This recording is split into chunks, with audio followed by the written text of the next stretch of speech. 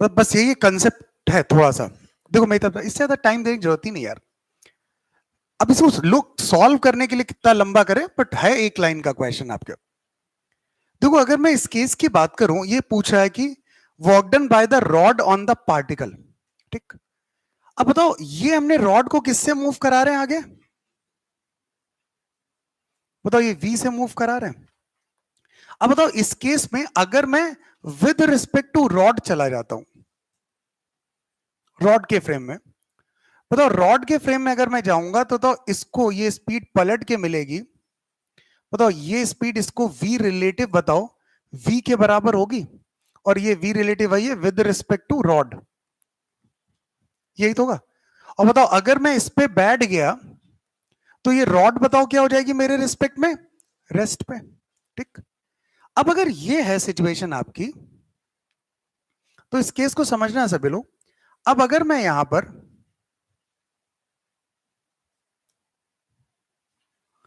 ये सिचुएशन, ये हम इसी के, अगर हम इसी के फ्रेम की बात करें,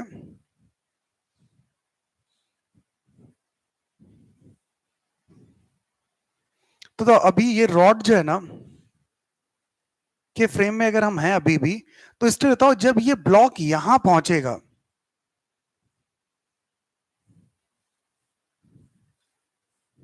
इसकी पोजीशन पे, बताओ इस केस में इस ब्लॉक के पास कितनी स्पीड होगी कीर्ति?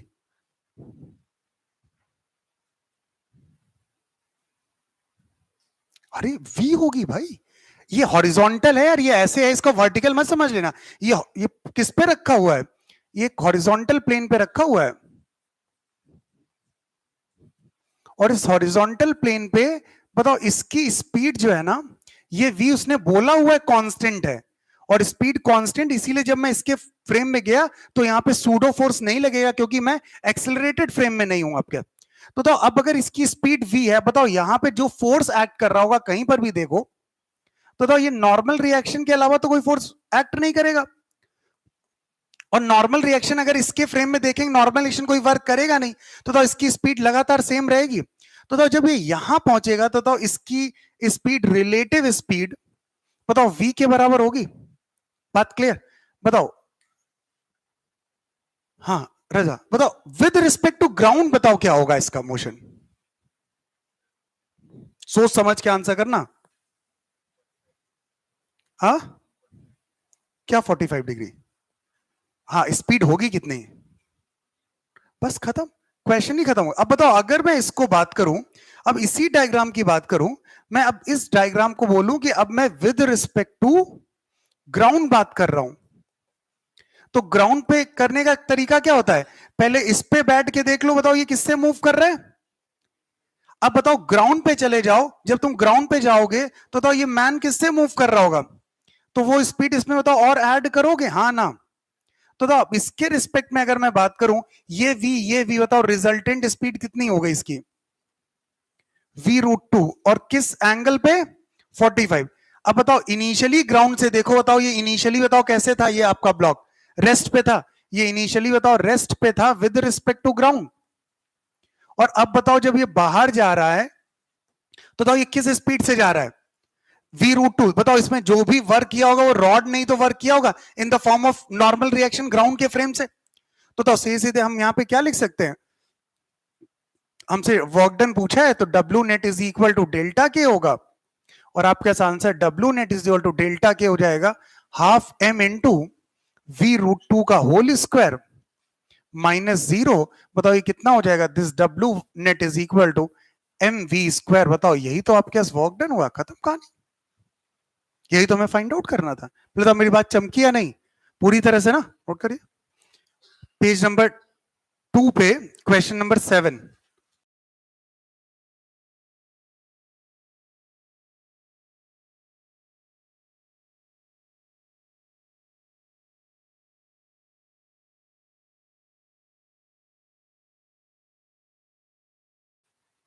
One end of an elastic cord है हमारे पास, मैंने वही स्प्रिंग इलास्टिक कॉर्ड, ठीक है ना? और हमने क्या किया, इसको रिलैक्स्ड है, वर्टिकल है, और रिलैक्स लेंथ जो है ना L है, और वहां पे एक मार्क हमें दिया P पॉइंट। नहीं नहीं नहीं, ओके ठीक। देखो अब ये क्वेश्चन अगर आपको अगर ध्यान है ना, हमने कट स्प्रिंग का कटिंग ऑफ स्प्रिंग की बात की थी ना, ये उसी पे बेस्ड क्वेश्चन, अगर वो वाला कंसेप्ट आपको क्लिक करेगा तुरंत हम निपटा देंगे इस क्वेश्चन को। देखो ध्यान से, ये एक आपके पास ब्लॉक है जिसका मास स्मॉल एम है। बताओ ये इसकी नेचुरल लेंथ आपके पास कितनी है? ये नेचुरल लेंथ एल दी हुई है आपके पास, और यहां पर एक पॉइंट पी है, ये यहां से 0.8 एल, यही है ना, इस पे है आपका। अब देखो अगर मैं इस क्वेश्चन की बात करूं यहां पर, तो देखो हम लोग इसमें कर क्या रहे हैं यहां पर, सबसे पहले हम इसको कन्वर्ट कर लेते हैं अपने स्प्रिंग में। बताओ अगर ये लेंथ एल है तो इसका मैं स्प्रिंग कांस्टेंट, मैं स्प्रिंग की तरह ट्रीट करता हूं, मैंने कहा स्प्रिंग कांस्टेंट इसका क्या हो गया, के हो गया। अब अगर मैं इसके इक्विवेलेंट डायग्राम बनाऊं, ये स्मॉल एम, बताओ यहां तक एक स्प्रिंग है, बोलो बच्चा इसका के क्या हो जाएगा, के इफेक्टिव या के वन क्या था याद है? तो यार भूल गए होगे फिर तो यार काम नहीं चलेगा भाई। ये L1, ये L2 के था, अब बताओ K1 K2 हो गया, तो K1 होता है, बोलो L1 plus L2 times K upon L1, और K2 आपके पास क्या है, this is L1 plus L2 times K by K2 by L2। यही तो याद है ना भाई सभी को, ठीक। अब देखो अगर इसकी बात करूं मैं यहां पर, तो ये K1 हो जाएगा, टोटल लेंथ है L, L1 plus L2 L, L into के अपॉन ये 0.8 L, 0.8 L कितना हो गया, 5/4, तो ये हो जाएगा 5K/4। और अगर इधर बात करें ये बची हुई जो लेंथ है, इसको एक स्प्रिंग से करेंगे, बताओ इसका K2 कितना हो जाएगा, L इंटू के अपॉन 0.2 L, बताओ ये कितना हो जाएगा, L/5, सही है। ये आपके,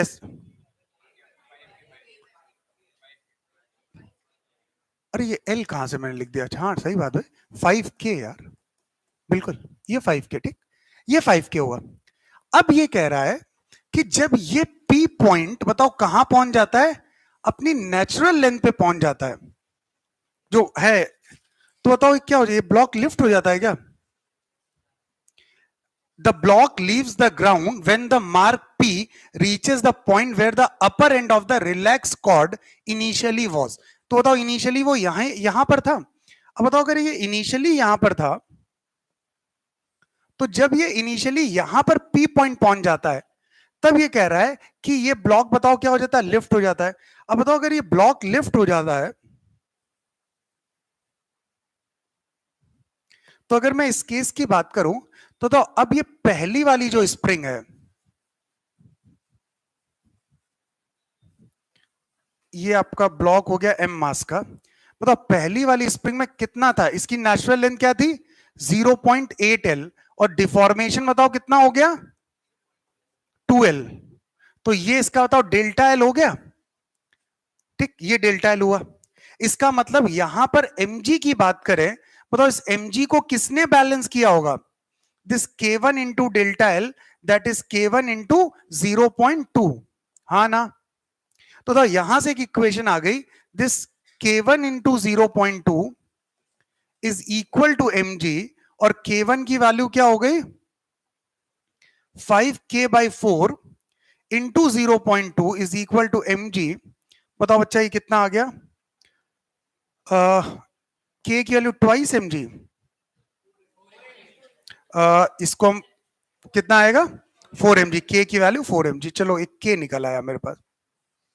बताओ ये K अगर मेरे पास आ गया, दिस इज K आपके पास आ गया। अब बताओ अगर K आ गया आपके पास, अब मैं ये निकालूं कि ये ओवरऑल पूरी स्प्रिंग कितना ऊपर गई, क्योंकि जब ये पार्ट यहां गया, तो बताओ ये वाले पार्ट में भी तो कुछ इलोंगेशन हो गया होगा बच्चा, और मैं इसमें मान लेता हूं जो 0.2 है, बताओ 0.2 प्लस, बताओ इसमें कुछ डेल्टा L डैश ले लेते हैं, या डेल्टा L1 इसको लिख देते हैं, और डेल्टा L2 इसको लिख देते हैं, ठीक। तो बताओ अगर ये 0.2 प्लस डेल्टा, अब बताओ अगर ये इक्विलिब्रियम में है तो ऊपर की तरफ क्या लग रहा होगा, K2 डेल्टा L2 और नीचे की तरफ क्या लग रहा होगा K1 डेल्टा L1। बताओ ये बैलेंस्ड होंगे? तो बताओ यहां से K1 delta L1 is equal to K2 delta L2। बताओ K1 की वैल्यू कितनी है 5K/4 और डेल्टा L1 भी निकाल लिया यार हमने, कहीं नहीं निकाला। डेल्टा L1 कितना था 0.2L। K2 कितना है 5K इंटू डेल्टा L2 ये निकालना है हमें। बताओ यहां से डेल्टा L2 बताओ कितना आ गया, डेल्टा L2 कितना आया 1/20 L/20। बताओ ये डेल्टा L2 की वैल्यू L/20 आ गई, मेरी तरफ ध्यान से देखना। और डेल्टा L/20 और ये कितना आया था, इसको अगर मैं देखूं ये कितना आ गया था, दिस इज ये L/5 हुआ। अब बताओ इसका स्प्रिंग कांस्टेंट अगर मैंने K लिया हुआ है तो बताओ इस स्प्रिंग में फाइनल टोटल डिफॉर्मेशन बताओ कितना है, टोटल डिफॉर्मेशन इन स्प्रिंग। हाँ बोलो।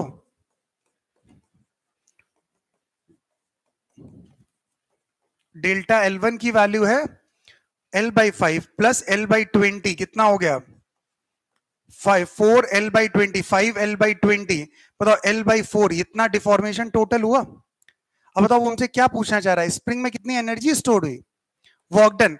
बताओ वर्क डन अगर W की बात करें W net is equal to delta के।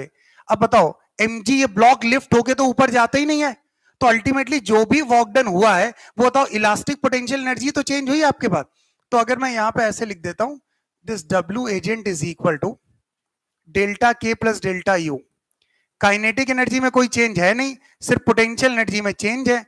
तो एजेंट का वर्क डन हो गया half K into delta L square और इनिशियली बताओ कितना था 0।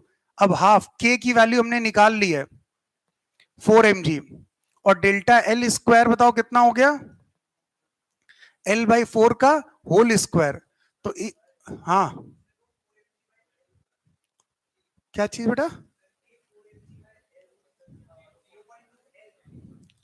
हाँ हाँ वो तो वैसे भी डायमेंशनली गलत हो जाता है ये, सही बात है। 0.2 into L is equal to कितना हुआ mg, तो ये कितना हो जाएगा 4mg/L। ठीक बात, सही बात ऑब्वियस। तो बताओ ये यहाँ पे 4mg/L, तो बताओ क्या क्या हो गया, एक 4 से 4 कैंसिल आउट हो गया, एक L से L कैंसिल आउट हो गया। बताओ कितना बचा ये 4 बचा 8। बताओ mgL/8। देख लो यार अपना कोई ऑप्शन हो, कौन सा ऑप्शन है डी पार्ट। ये किसका सही था, किसी ने तो आंसर किया था। हाँ